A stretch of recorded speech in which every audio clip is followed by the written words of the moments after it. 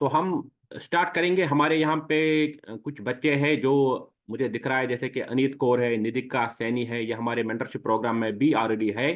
तो मैंने इसीलिए आज मैंने ये मेंटरशिप सेशन रखा।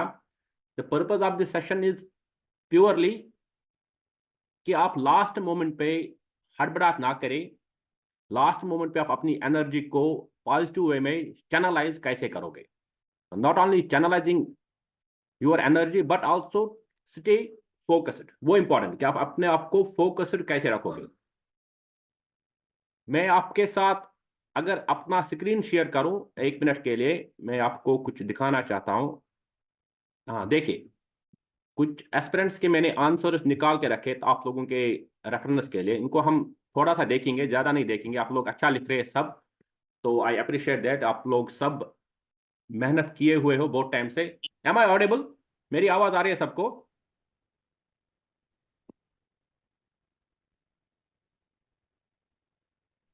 हाँ, कोई एक माइक ऑन करके बोलिए कि आवाज़ आ रही है। कोई डिफिकल्टी तो नहीं ऑडियो में? नहीं नहीं सर, बिल्कुल सही आवाज आ रही है।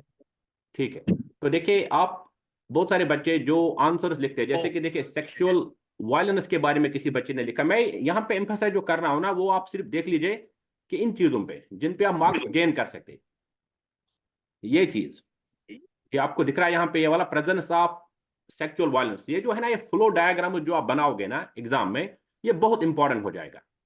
कुछ बच्चों का मैं अगर एक सेकंड में दिखाऊंगा आपको। ये देखिए, इस बच्चे के आंसर, सोहन नाम है उसका, मैंने कल से बात भी की। इसके आंसर बहुत प्लीजिंग दिख रहे हैं आपके आंख को, आपको अच्छा लग रहा है कि पढ़ने में। If you can agree with me. जैसे इंट्रा पार्टी डेमोक्रेसी के बारे में इस बच्चे ने लिखा है, intra party democracy refers to the democratic functioning within the political parties ensuring merit based appointments. Very good.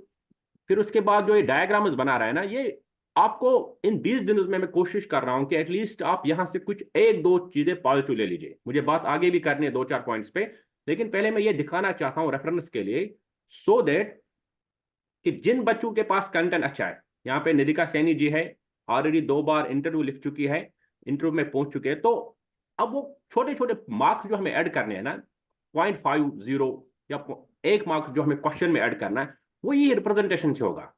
कि याद रखो कि जो आपके इवालुएट कर रहे हैं ना आंसर्स, वो सब प्रोफेसर्स है। और आप किसी भी टॉपर से बात करोगे, वो आपको ये बोलेगा कि रिप्रेजेंटेशन बहुत इंपॉर्टेंट इस एग्जाम में। कंटेंट भी ठीक है, लेकिन रिप्रेजेंटेशन से आप वो 0.50 मार्क्स अगर ऐड कर पाओगे ना 20 क्वेश्चन में, तो 10-10 मार्क्स की अगर लीड लोगे ना आप 6 सब्जेक्ट्स की, तो 60 मार्क्स से आप आराम से आप अच्छी सिलेक्शन पाके, अच्छा रैंक पाके केस एग्जामिनेशन में टॉप पे आ सकते हो। तो यहाँ पे ये आप देख लीजिए, ये इसका आंसर है। इसके आंसर हर कोई अच्छा है, इसने चीजें अच्छे से ये बना रहा है ताकि आपको अच्छा लग रहा है चीजें। ऐसे में एक दो बंदों का और भी दिखाना चाहता हूँ कि देखिए, इस बंदे का भी आंसर देखिए, यहाँ पे है ना, ये मोनोटोनस हो गया कहीं ना कहीं। इस मोनोटोनी को हमें खत्म करना है, हमें चीजों को ब्रेक करना है, ताकि हम more and more flow charts का इस्तेमाल करें जहां पे हमें लगे। देखिए, when it comes to GS1, tribal movements, independence era में क्या हुआ था, ट्राइबल्स कहाँ कहाँ पे अवेलेबल थे, इवन के आर्ट के बारे में जब पूछा जाए, इवन के फॉर दैट मैटर ज्योग्राफी में आपको पूछा जाए कि शुगर कैन इंडस्ट्री के बारे में, आपको एल्युमिनियम के बारे में पूछा जाए, try to make a small map, side में एक जगह मैप बना दीजिए, उस मैप में दिखा दीजिए एरिया जहां पे शुगर अवेलेबल है, या उस एरिया में दिखा दीजिए वर्ल्ड का भी, अगर कहीं पे आपको लग रहा है कि आपको उस पर कमांड अच्छी है, स्पेशली द ज्योग्राफी, जो ज्योग्राफी ऑप्शनल वाले बच्चे हैं, वो उस चीज को कैपिटलाइज कीजिए, ताकि उसको अपने एडवांटेज के तौर पे कैपिटलाइज कीजिए, ताकि वो मार्क्स 2-3 कम से कम ऐड हो जाए।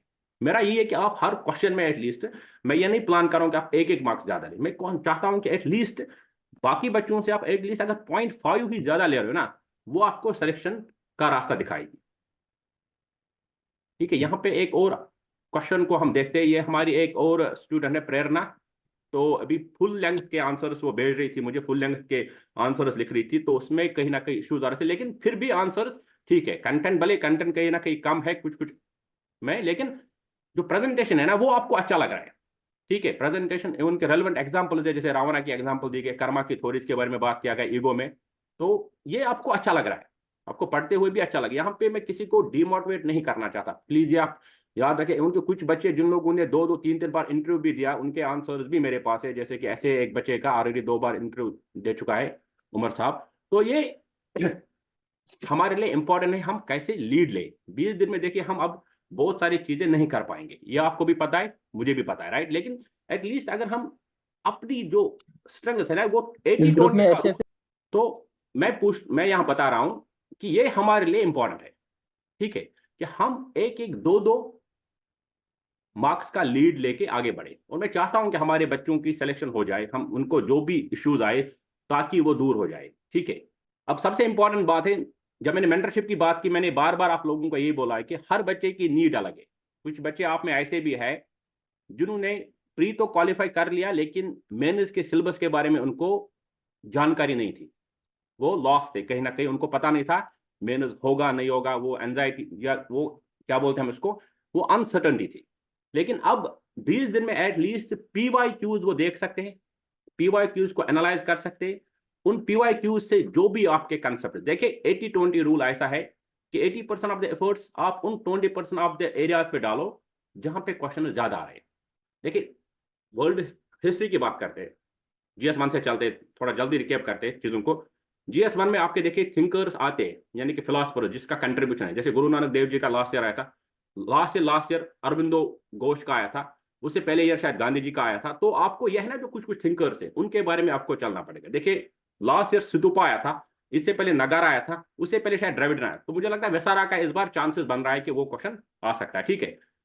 हमारा इंटेंजिबल जो आर्ट फॉर्म है उसके बारे में भी क्वेश्चन पूछा गया है। तो यहाँ पे जो एरियाज है ना, आप डिलीनेट कीजिए वो एरिया जहाँ पे क्वेश्चन जो पूछ रहे कि, और जो इजी पिक है, आपने अपने नोट्स बनाए हैं, आप नोट्स को आप जब रिवाइज करोगे तो मेरी रिक्वेस्ट सिर्फ यही है बच्चों से बार बार, आप PYQ साथ देके चलो।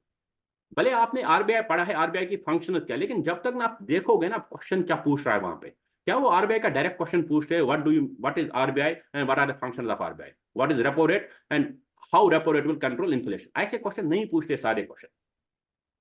तो वो देखना है, लास्ट ईयर का क्वेश्चन देख लिए, यहाँ पे आया था लास्ट ईयर क्वेश्चन कि हमारा जो रिलेशनशिप है ब्रिटेन के साथ, जो फ्री ट्रेड एग्रीमेंट है उसके बारे में पता, क्योंकि वो फ्री ट्रेड एग्रीमेंट जो है ना वो पिछले 10-12 साल से अटका हुआ है।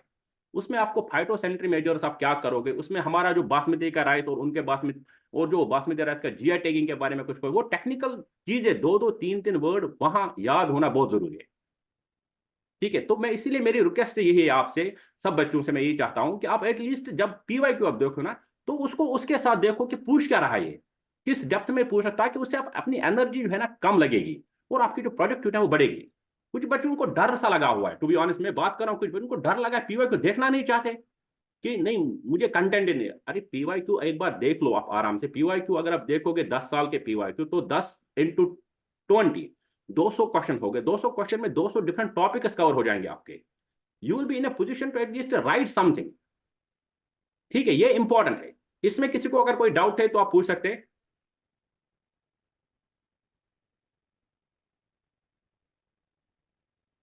तो आई होप आप में से मैक्सिमम बच्चों ने फॉर्म सबमिट किया होगा, उसमें कोई ग्लिच तो नहीं आ रहा है किसी को जो यहाँ प्रेजेंट है अभी।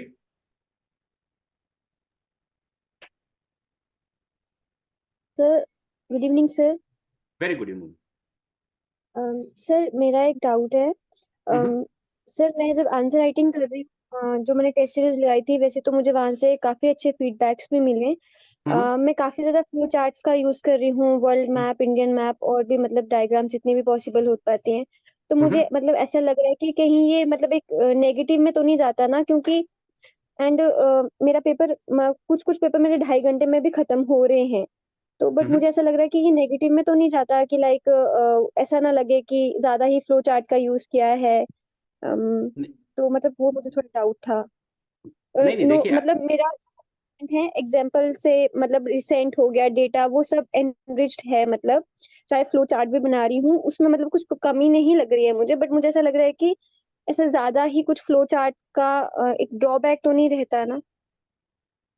नहीं नहीं देखिए, फ्लो चार्ट का चाहे वो UPSC हो चाहे वो JKPSC हो, फ्लो चार्ट्स का आपको ड्रॉबैक नहीं रहेगा। हाँ अगर आप अननेसेसरी चीजें कर, देखिए अगर आप में वो कला आ गया है ना, क्योंकि देखिए हम बार बार बोल रहे हैं आंसर राइटिंग एक आर्ट है, और एक आर्ट को आपको प्रैक्टिस करने के लिए टाइम लगता है, ठीक है।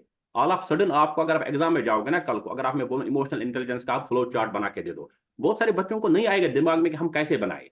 लेकिन जिसने आर्ट मास्टर किया होगा ना इस चीज को विद प्रैक्टिस, कि ठीक है ये इमोशनल इंटेलिजेंस है, इसके 3 है, गोल्डमैन का ये रूल है, यहाँ पे ये करना, सिविल सर्विस को इमोशनल इंटेलिजेंस में ये कर सकता है, तो उसको वो ईजी हो जाएगा। और जो बाकी बच्चे हैं उनको डिफिकल्ट लगेगा, इसमें कोई नेगेटिविटी नहीं। मैं जानता हूँ कुछ एस्पिरेंट्स को, मेरे अपने दोस्त से, अभी डीएसपी के रैंक पे है वो टू द पॉइंट आंसर लिखने का आदी है, वो सीधे फ्लो चार्ट बनाता है, सीधे चीजें लिखता है और अच्छे मार्क्स उसने लाए हैं, टू बी ऑनेस्ट। और जब कम पोस्ट है तब उसने अच्छा स्कोर किया, उनको यूपीएससी का भी वो मेंस में अच्छा उसने स्कोर किया है। तो फ्लो चार्ट्स में कोई परेशानी नहीं, आप डायग्राम अच्छे से बना, प्लस बाकी जो इन्फॉर्मेशन आप लिख रहे हो, लेकिन हाँ कोशिश कीजिए साइड में बनाने की, ताकि उसको यह ना लगे कि ये कागज का जो पोर्शन है, जो स्पेस है, उसको ज्यादा खा रहा है। Okay sir, thank you. जी, किसी और को इसमें डाउट है?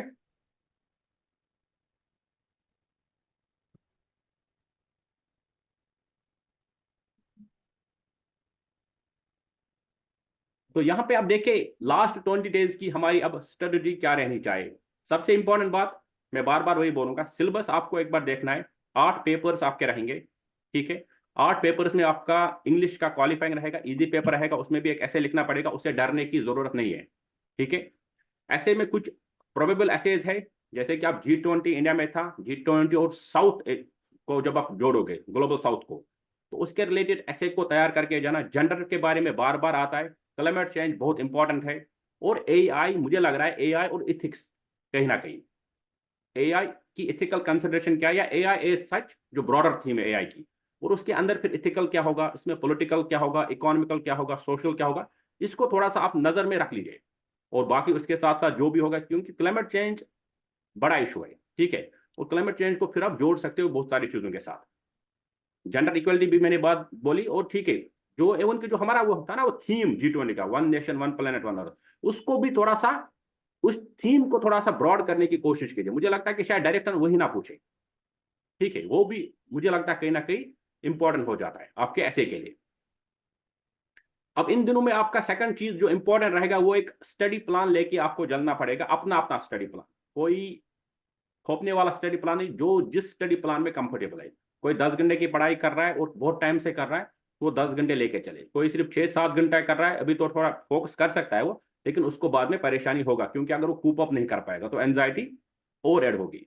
तो एक स्टडी प्लान, और करंट अफेयर के लिए मैंने कोशिश की, या ऐसा नहीं कि मैंने गैस दिया, मुझे लगा कि ये टॉपिक्स में, मैंने PYQs को भी देखा कि ये टॉपिक्स कहीं ना कहीं शायद इसमें क्वेश्चन इधर उधर आ सकते हैं, ठीक है। उसमें कुछ क्वेश्चन शायद कुछ मिस भी हुआ होगा, क्योंकि मैंने विजन का देखा। मैं उस पर और काम करने की कोशिश करूंगा, अगर मैं कहीं और से जोड़ पाता हूँ कुछ और एरियाज, ताकि मैं आपको वो दे सकूं। क्योंकि करंट अफेयर से ही आपको GS2 हो गया, GS3 हो गया, ठीक है। एवं कि GS4 में भी जो कुछ एग्जाम्पल्स आएंगे, यानी कि जो GS1 पार्ट वाले में जो आपका थ्योरी वाला पार्ट है इथिक्स का, उसमें भी आपको करंट अफेयर से ही कुछ कोट जो आपको इधर उधर किसी ने बोली होगी, वो पूछ सकते हैं।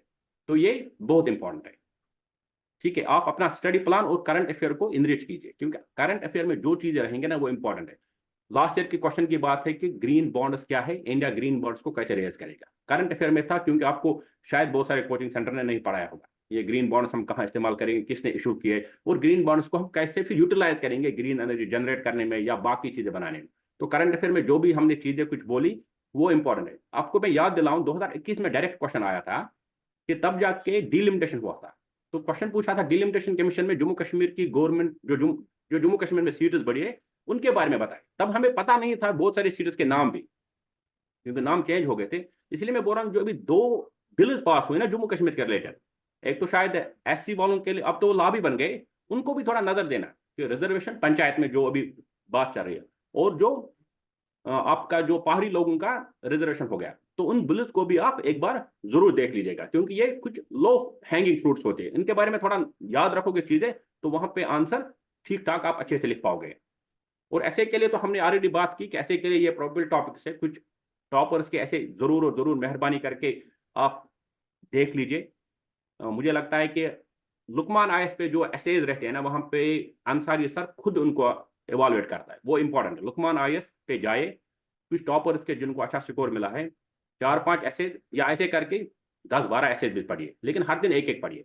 चलो आज आपने एक किसी का टॉपर का ऐसे पढ़ा, उसमें देखिए उनका फ्लो क्या है, वो जब एग्जाम्पल भी दे रहे तो कैसे प्रेजेंट करें एग्जाम्पल्स, और जब ऐसे को ब्रेक करें, जैसे कि पैराग्राफ्स को ब्रेक करें, तो वो कनेक्टर्स कैसे इस्तेमाल कर रहे हैं, ठीक है, उनको भी देखिए। क्योंकि ये ऐसे में अगर आप 120 से 130 का स्कोर ले पाओगे ना, क्योंकि ऑन एन एवरेज 110 112 आएंगे, लेकिन 120 से 130 आप उसको ले गए ना, तो आपको लीड बना पाओगे। क्योंकि यहाँ पे याद रखिए इस बार पोस्ट बहुत कम है, तो इसीलिए मैं चाहता हूँ कि आप वो एज लेके जाओ एग्जाम में, वो बहुत जरूरी है। तो प्रायोरिटाइज करना है पेपर, उसको मैंने बार बार बोला कि PYQs को देखो, उसके साथ देखो कि कहाँ कहाँ से क्वेश्चन पूछे, किस तरह से पूछा है। अब देखो जिसने इथिक्स पढ़ा होगा ना, अगर वो जम्मू कश्मीर केस का लास्ट ईयर पेपर देखेगा ना, उसको कुछ नहीं आएगा टू बी ऑनेस्ट, क्योंकि लास्ट ईयर कोई पेपर उन्होंने डाला था, उसमें बिल्कुल जो आपका है ना, वो जो थ्योरी पार्ट होता है, जैसे प्रोबिटी क्या होता है आपका, एटीट्यूड क्या होता है, इथिक्स क्या होता है, मॉरल्स क्या होता है, उसको बिल्कुल उन लोगों ने कोट्स दिए थे। उनके सरदार वल्लभ भाई पटेल पर भी एक क्वेश्चन आया था, जैसे कि अगर जो सरदार वल्लभ भाई पटेल की फिलॉसफी है, क्योंकि अगर आप एक तरफ से देखो सरदार वल्लभ भाई पटेल थोड़ा फर्म हैंड है, उसको बोलते हैं बिस्मार्क ऑफ इंडिया। तो इथिकल अब देखना पड़ेगा, जब उसने इंटीग्रेशन किया तो उसमें इथिक्स कहाँ से है, ये फिर उसको कनेक्ट कराना बहुत मुश्किल हो जाएगा कभी ना कभी। You have to understand that. मेरा यही है मानना है कि आप चीजों को इसलिए पेपर देखो प्लीज, और प्लीज पेपर देखो ताकि आपको पता चले। डराने की मेरी यहाँ पे कोई कोशिश नहीं, मुझे किसी को डराना, आप सब अच्छा करोगे, ये मैं गारंटी दूंगा। जब एग्जाम खत्म होगा we will have one more session. बस सिर्फ ये है ना, शॉर्ट शॉर्ट चीजें, ये आप उठाओ उन पेपर से, डरने के बगैर। अभी 20 दिन है, 20 दिन में 10-10 घंटे भी दोगे ना, तो आप वो सारा बुकलेट कंप्लीट करोगे। उसके साथ साथ आपका जो सोच है ना, ये डाइवर्स हो जाएगा। आपको पता चलेगा नहीं यार, FRBM एक्ट में सिर्फ ये नहीं पूछा गया व्हाट इज FRBM, उसको कनेक्ट किया बजट के साथ, और उसको फिर रिसेशन के साथ कनेक्ट किया गया है। तो ये आपको समझ आएगा नहीं, ये फाइनेंस कमीशन में सिर्फ फाइनेंस कमीशन नहीं पूछ रहे कि बॉडी क्या है 280 वाला आर्टिकल, ये बोल रहे कि उनके रिकमेंडेशन में क्या है। तो रिकमेंडेशन में कुछ चीजें जो चेंज हो जाती है वो भी इंपॉर्टेंट हो जाता है। तो इसलिए वो चीज आपको बहुत जरूरी है, सबसे इंपॉर्टेंट चीज। अब सेलेक्टिव स्टडी कीजिए, वही एरियाज की मैं बात करूं जहां पे आपको लग रहा है बार बार क्वेश्चन पूछ रहे हैं। सेलेक्टिव स्टडी के साथ साथ रिवीजन बहुत जरूरी है। ये एग्जाम में बार बार पहले से ही पूछ रहा हूं कि एग्जाम अल्टीमेटली आपकी मेमोरी का है, आप कितना याद कर पा रहे, कितना आपको याद आता है एग्जाम में। आपको United Nations human rights commission का कोई रिपोर्ट है, नीति आयोग का कोई रिपोर्ट है सॉरी IIM अहमदाबाद का कोई रिपोर्ट है, गवर्नमेंट का कोई रिपोर्ट है, उनके बजट में कुछ स्कीम्स के बारे में देखिए। माइक्रो फाइनेंस बार बार पूछते हैं क्वेश्चन, फूड प्रोसेसिंग इंडस्ट्री के बारे में बार बार क्वेश्चन पूछते हैं। अगर गवर्नमेंट ने इसके बारे में कुछ किया है, फूड प्रोसेसिंग इंडस्ट्री के बैकवर्ड लिंकेजेस क्या है, फॉरवर्ड लिंकेजेस क्या है, उनकी डायग्राम्स आपको, वो फ्लो चार्ट अच्छे से आना चाहिए। वो बहुत जरूरी है आपके लिए, ताकि उसमें आप मार्क्स बाकी लोगों से थोड़ा गेन कर पाओगे। और इंपॉर्टेंट, सबसे इंपॉर्टेंट बात है कि अब ये 20 दिन है, क्योंकि 11 तारीख 12 तारीख से रोजे भी शुरू हो जाएंगे। तो वेलबींग जो आपका है ना, अपने सेहत का बहुत ख्याल रखना है। इस दौरान ना कोई ऐसी एक्सरसाइज करने, ना कोई ऊट पटांग हरकत करने जिसकी वजह से हाथ में कोई दर्द हो जाए या पाँव में लग जाए, फिर एग्जाम में ना बैठ पाए। अपना ख्याल रखना है, हाइड्रेट रखे अपने बॉडी को, ज़्यादा से ज़्यादा पानी पिए, और काम माहौल में रहे। जो योगा कर रहे हैं वो योगा का कीजिए, बात, और काम रखे, सबसे इंपॉर्टेंट काम रहे। बस सिर्फ दिमाग को थोड़ा सा ब्रॉड कीजिए और सोचिए कि अगर किसी पर्टिकुलर टॉपिक के बारे में, जैसे कि मेरे पास क्वेश्चन पेपर है यहाँ पे 2022 का, ये ऐसे का पेपर है, poverty is near to vital truth then history. Poverty is near to vital truth then history. अब ऐसे टॉपिक है ना, तो आपका दिमाग पूरा खुल जाना चाहिए कि ठीक है, पॉवर्टी के बारे में बात करा है, वाइटल ट्रूथ क्या है, बहुत इंपॉर्टेंट ट्रूथ, और हिस्ट्री के बारे में, तो हम कैसे गरीबी को किस तरह देखेंगे, ठीक है। या दूसरा ऐसे था, e governance succeeds, e governance succeeds when affordability, अगर आप ई गवर्नेंस को एफोर्ड कर पाओ, एसेसिबिलिटी, आप एसेस दे पाओगे, एश्योरेंस, उसके बाद एश्योरेंस और अकाउंटेबिलिटी। 4 इंपॉर्टेंट टर्म्स की बात, यानी कि 4 इंपॉर्टेंट पैराग्राफ इस ऐसे में आप लिख सकते हो। प्लस उसके एथिकल कंसिडरेशन हो गए, पॉलिटिकल कंसिडरेशन हो गए, इकोनॉमिकल हो गए, सोशल हो गए, लीगल हो गए, उनमें चीजों को फिर आप ब्रेक कर सकते हो। ये आपके लिए बहुत जरूरी है। किसी को इसमें कोई डाउट है? मैंने ये सेशन, ये मेंटरशिप सेशन इसीलिए बुलाया था ताकि आपको लास्ट मोमेंट पे थोड़ा सा मोटिवेट कर सके, थोड़ा सा आपको वो एक पॉजिटिव एनर्जी का पुश दिया जाए, ताकि आप अपने प्रिपरेशन को आगे जारी रखें और अच्छे से कीजिए। क्योंकि बहुत सारे बच्चों ने बहुत टाइम से मेहनत की है। आई होप कि वो मेरिट में आ जाए, वो लिस्ट में आ जाए और वो अच्छा करे। किसी को कोई डाउट है इस सब में?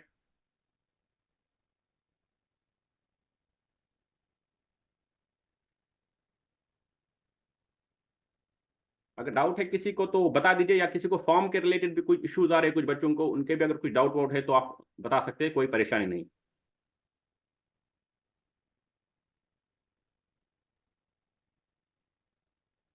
हाँ, यहाँ पे यामिन था एक बच्चा, यामिन ने शायद मैसेज किया था मुझे पर्सनल। तो देखिए फ्रेशर्स का क्या रहेगा अप्रोच, कुछ बच्चे जो पहली बार लिख रहे हैं, जिन लोग जो बेचारे खो गए, कि प्री हो गया लेकिन बाद में, मैं वही बोल रहा हूँ, मैंने पहले भी बोला कि उनके लिए इंपॉर्टेंट ये है, अब आप PYQs देख लीजिए, उनसे एटलीस्ट 60-70% सिलेबस कवर करने की कोशिश कीजिए। देखिए अभी आप सब कुछ नया नहीं पढ़ पाओगे, PYQs कीजिए, उसके साथ साथ अगर करंट अफेयर को, जो मैंने गेस नहीं बोल सकते, जो मैंने इंपॉर्टेंट टॉपिक्स को डिलीनेट किया है कि ये टॉपिक से शायद चांसेस है कि क्वेश्चन आएंगे, और उनको साथ में लेके चलिए, तो आपका भी एक अच्छा चांस बनेगा। भले अगर आप इंटरव्यू कॉल आपको ना भी आए, लेकिन जब आप कल को अपना स्कोर देखोगे ना, तो आपको कहीं ना कहीं लगेगा ठीक है प्रिपरेशन थोड़ा कम थी, अगर मैंने प्रिपरेशन अच्छे से की होती तो जो मैं लिख रहा हूँ उसके नंबर आ रहे हैं वहां पे, तो आपको फिर अंदाजा हो जाता है ना। जैसे कि हमने एग्जाम दिया है बहुत बार, अब मैं जब आंसर लिख रहा हूँ खुद से कभी, तो मैं खुद से बता पा रहा हूँ कि देखो इसको इतने मार्क्स मिलेंगे, और मेरा जब भी मैंने फिर एनालिसिस किया लास्ट पे, मेरा बस ये 5-6 मार्क्स का डिफरेंस रहता है ऊपर नीचे, क्योंकि फिर आपको खुद ही पता चलता है ना कि आपने लिखा क्या, और आपको फिर पैटर्न भी पता चलता है कि एग्जामिनर का नहीं, ये क्वेश्चन उतना स्टैंडर्ड नहीं हुआ, इसको तो वो नंबर नहीं देगा, ये अच्छा हुआ इसको इतना नंबर देगा। तो आप उसी तरह से फिर प्रिपरेशन भी कर सकते हो, नहीं मेरा तो इस बार मेहनत अच्छा हुआ, इंटरव्यू कॉल तो पक्का है।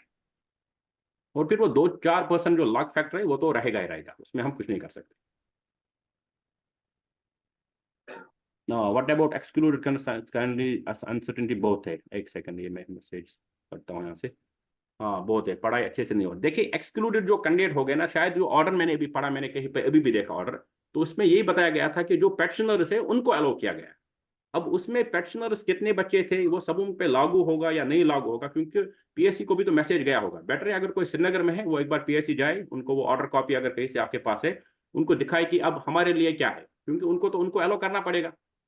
अगर उनको अलाउ नहीं करेंगे तो ये फिर वो जाएंगे कोर्ट में, वो स्टे लाएंगे पूरे एग्जाम प्रोसेस को। तो डेफिनेटली उनके लिए ये है कि आप जो वो पेटिशनर्स है ना, उसमें कहीं से उनसे कोशिश कीजिए रब्ता करने की, ताकि वो आपको क्लियर बताए कि उसमें सिर्फ वो है पेटिशनर जो 50 या 60 बच्चे हैं, या वो सब उन पे लागू हो रहा है।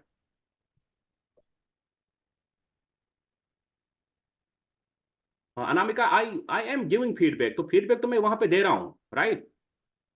मुझे लगता है मैं फीडबैक दे रहा हूँ क्वेश्चन का, मैं बार बार मैसेज का, जैसे मैंने सोहन का बोला, मैंने कुछ और बच्चों का, आपका भी आप मुझे एक बार आंसर टेलीग्राम पे अगर मुझे आप सेंड करोगे इनबॉक्स में, तो हम जरूर इसमें बात करेंगे।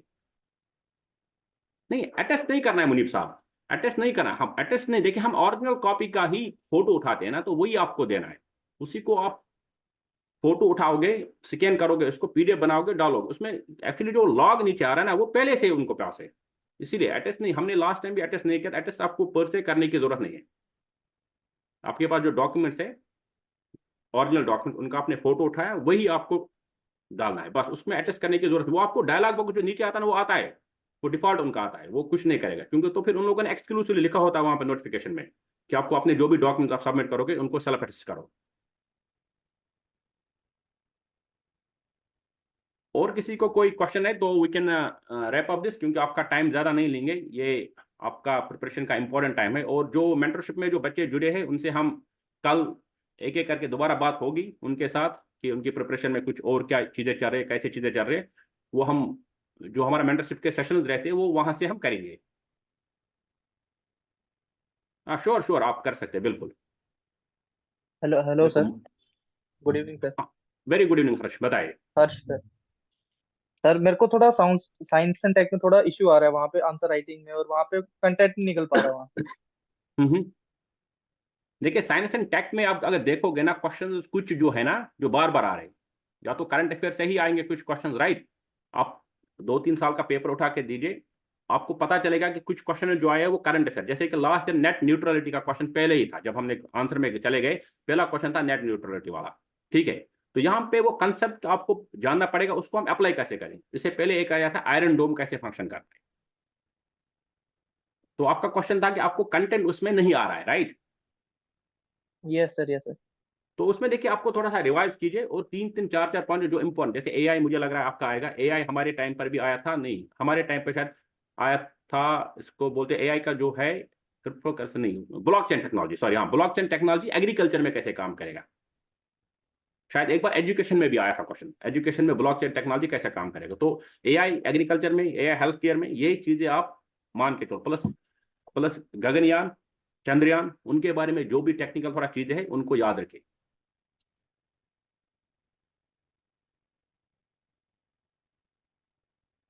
मैंने वो ऑलरेडी किया मुनीब, बट आप बहुत टाइम से आंसर नहीं लिख रहे। तो आपसे मेरे बात हुई थी बहुत पहले, तो आप अच्छे आंसर लिख रहे थे। आई वॉज एक्सपेक्टिंग आप कंटिन्यू रहोगे रेगुलर आंसर्स में।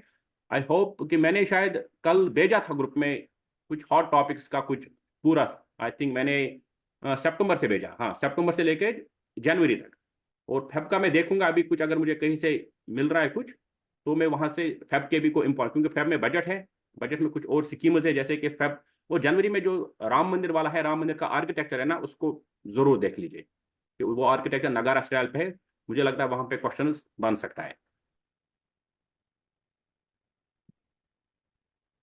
जी, आपने वो पीडीएफ नहीं देखा मैंने जो कल सेंड किया था मुनीब साहब? मैंने कल सेंड किया था पीडीएफ, उसमें मैंने नोटिस किए थे कि इंपॉर्टेंट टॉपिक जो करंट अफेयर के लिए रहेंगे। हर मंथ का मैंने किया।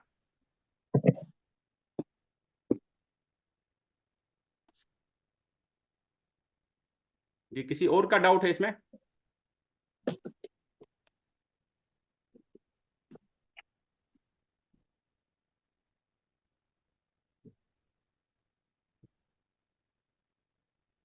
कोई और डाउट है किसी को तो बता सकते हैं। मुजफ्फर, आपका कोई डाउट है?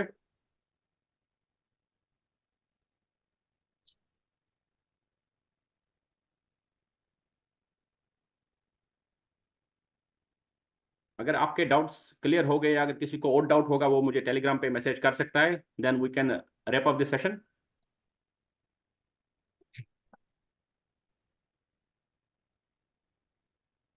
हाँ देखिए, इथिक्स की केस स्टडी के लिए मैं बार बार बोल रहा हूँ बच्चों को, आप एक बार लुकमान सर का वीडियो यूट्यूब पे सर्च कीजिए इथिक्स के रिलेटेड। ठीक है, लुकमान आयस का अंसारी सर का वीडियो मिलेगा आपको केस स्टडी के। वो अंसारी सर स्लो पढ़ाते हैं, आप उसको 2x पे भी चलाओगे ना तब भी आपको लगेगा नॉर्मल है।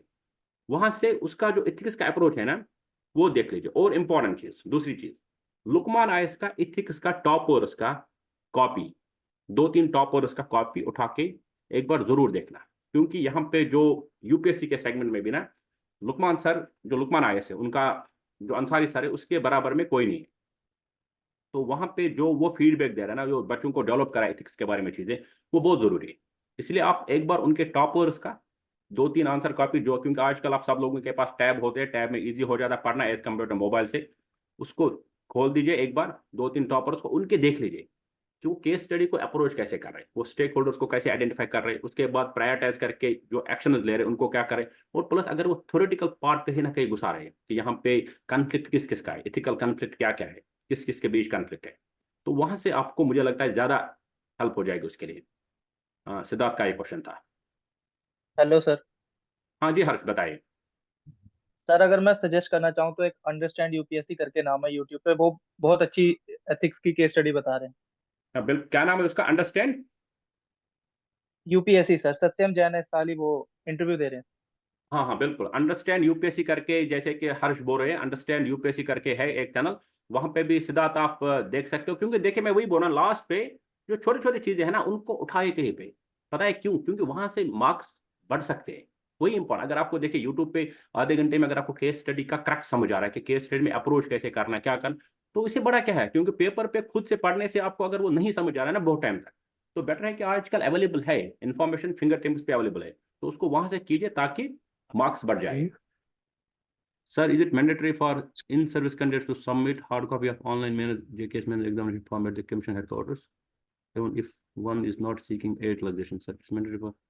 No, no, no, वो नहीं है, वो नहीं है। इस बार किसी के लिए नहीं रखा है ये। किसी को आपको हार्ड कॉपी इस बार मेन की वहां नहीं सबमिट, इसलिए विंडो उन लोगों ने कम दिया है ना, नहीं तो विंडो ज्यादा देते हैं। उन लोगों ने 1 हफ्ते का विंडो इसलिए दिया कि इन लोगों ने हार्ड कॉपी इसलिए नहीं बुलाया इस बार, नहीं तो हार्ड कॉपी लास्ट के मुझे लगता है एक एग्जाम में हमने, नहीं 2 एग्जाम में तो सबमिट किया था वापस, तो वो आपको नहीं करना है।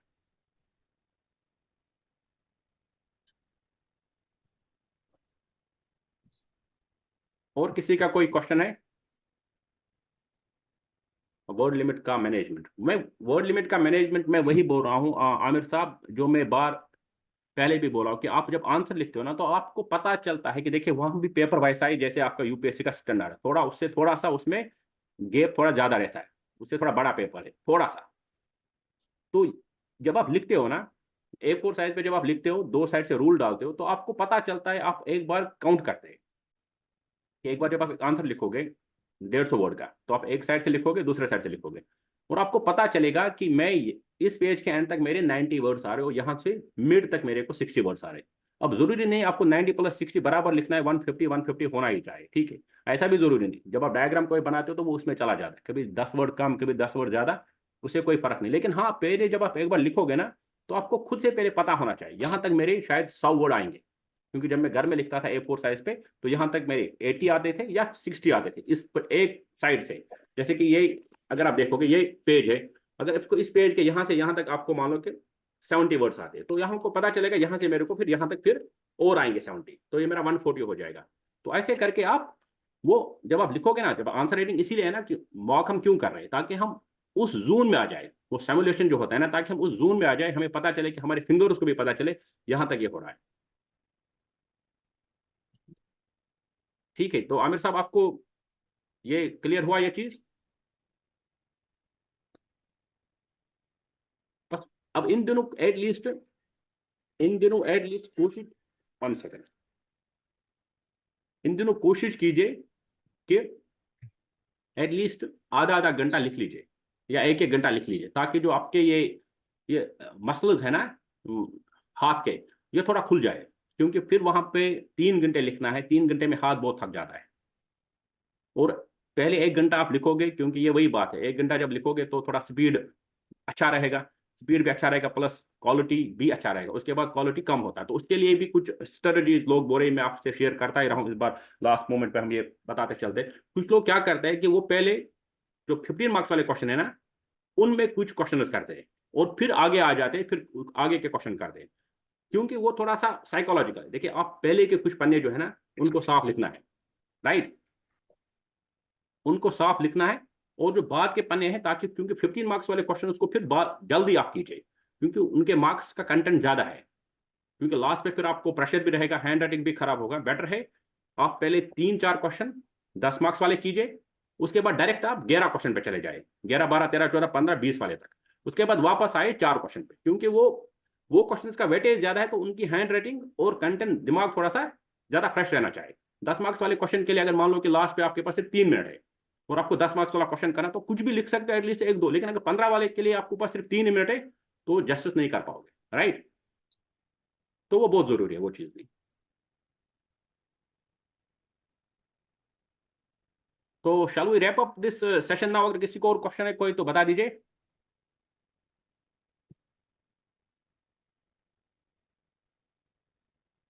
सर हाँ, किसी को क्वेश्चन है तो बता दीजिए, then we can wrap up.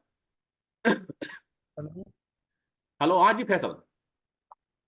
Sir मेरा क्वेश्चन है sir regarding the answer writing. Sir जब हाँ। जो जो जो आपने अभी बोला कि जब हम आंसर राइटिंग में फॉर एग्जांपल डायग्राम्स को इंट्रोड्यूस करते हैं, फ्लो हम्म। चार्ट्स बनाते हैं, लेकिन सर बहुत सारों के मैंने आंसर स्क्रिप्ट देखे हैं, तो वहाँ पे उन्होंने मेन बॉडी जो है, फॉर एग्जांपल अगर किसी में चैलेंजेस पूछे गए हैं या फिर कुछ और पूछा गया है, तो वहाँ पे हम्म। उन्होंने डायग्राम्स डाली हुई है। तो सर वो हम्म। कितना जस्टिफाइड है? क्योंकि सर जब हम वो flow chart hub and scope model बनाते हैं मेन बॉडी में, कहीं ना कहीं सर वो एग्जामिनर को वो रॉन्ग मैसेज तो नहीं देता है कि हमारे पास कंटेंट कम है, इसलिए हमने वो चीज बनाई हुई है। सर वो कितना नहीं या जस्टिफाइड है? या फिर हम फॉर एग्जांपल वो करें, मतलब अगर हमसे पूछा गया है चैलेंज या लिमिटेशंस, उसमें हम सेपरेट हेडिंग बना दी, फिर 1 2 3 4 5 पॉइंट फॉर्मेट में लिख दे, या फिर डायरेक्टली हम हब एंड स्कोप मॉडल और समथिंग लाइक दैट बना दें। कहीं ना कहीं सर मुझे लगता है ये चीज रिफ्लेक्ट करते हैं कि एग्जामिनर को एक मैसेज दे दिया हमारे पास कंटेंट है, या फिर सर डायग्राम ऐसी होनी चाहिए कि वो ये रिफ्लेक्ट करनी चाहिए कि हमारे पास अगर एक्स्ट्रा में कुछ नॉलेज है तब बनाए हम डायग्राम, अदरवाइज नहीं बना। देखिए, ये आपको दूर से पता चलेगा जब डायग्राम भी बनाओगे ना, क्योंकि डायग्राम में आपको क्रिस्प पॉइंट्स लिखने पड़ेंगे। अगर आप लिख रहे हो कि what are the challenges of agriculture in India, right, तो जब तक ना आपको पता नहीं हो ना एमएसपी, या जब तक ना आपको नहीं पता हो कि फॉरवर्ड और बैकवर्ड लिंकेजेस में आपको फूड प्रोसेसिंग इंडस्ट्री को उसके साथ कोलैबोरेट करोगे, नहीं तो आप फिर वो वही जाओगे ना। अगर नो मैटर आप डायग्राम बनाओगे भी ना, लेकिन आप फिर भी उसको वो पॉइंट वाले हिसाब में लिखोगे, अगर आपको प्रिसाइजली वो पॉइंट्स पता ना हो। हाँ, बॉडी में यूजुअली आप डायग्राम्स बनाते हो, हाँ, इंट्रोडक्शन और कंक्लूजन में तो नहीं, बॉडी में ही बनाओगे, लेकिन वो रेलेवेंट होने चाहिए। अब अननेसेसरी भी हम डायग्राम ज्यादा बनाए, अननेसेसरी भी हम कंटेंट उसको ज्यादा दे या डेटा पॉइंट ज्यादा दे, तो वो रॉन्ग मैसेज देगा ही देगा।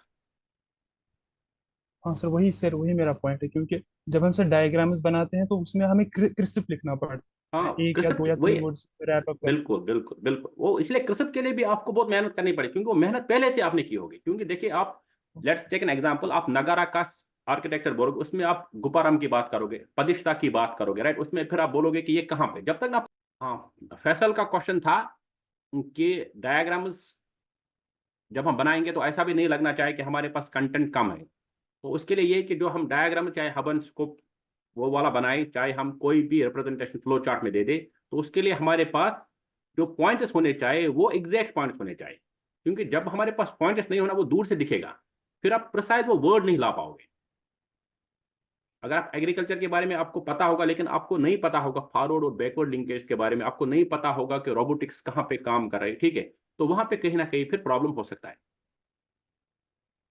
ओके सर, थैंक यू हाँ, तो ये आपका जो क्वेश्चन है जेन्युइन है, तो जब तक ना आप, क्योंकि उसके लिए भी आपको मेहनत लगेगी। ऐसा नहीं कि जब आप बनाओगे ना वो, तब जब आप अटेम्प्ट करोगे ना कोई डायग्राम बनाना, तो आपको दूर से लगे कि क्या मेरे पास है, मैं डायग्राम बनाऊं, अब मैं 4 लाइनें खींच रहा हूँ चार तरफ से, क्या मेरे पास ये 4 पॉइंट है इसको लिखने के लिए। तो वो बहुत जरूरी है। ऐसा भी नहीं, अब जहां पे भी आपको लग रहा है कि अच्छे से फिट हो रहा है, तो वहां बना सकते हैं। जैसे कि डिफरेंशिएट कर रहा है दो चीजों को, कोड ऑफ कंडक्ट और कोड ऑफ एथिक्स को, तो उसमें डायग्राम क्या बनाओगे, उसमें लाइन ही सिर्फ खींचना है, यहाँ से कोड ऑफ कंडक्ट, यहाँ से कोड ऑफ एथिक्स लिखना है, right. Okay sir, thank you sir. हाँ जी, और कोई क्वेश्चन है किसी को? चलो, all the very best, we will talk again, कि जो भी आपके इन दिनों बस लिखते रहे चीजें, और इनको आप लिखते रहे, और प्लीज PYQs को देखते रहे, क्योंकि उससे बहुत सारा काम आपका हो जाएगा। Okay, thank you very much.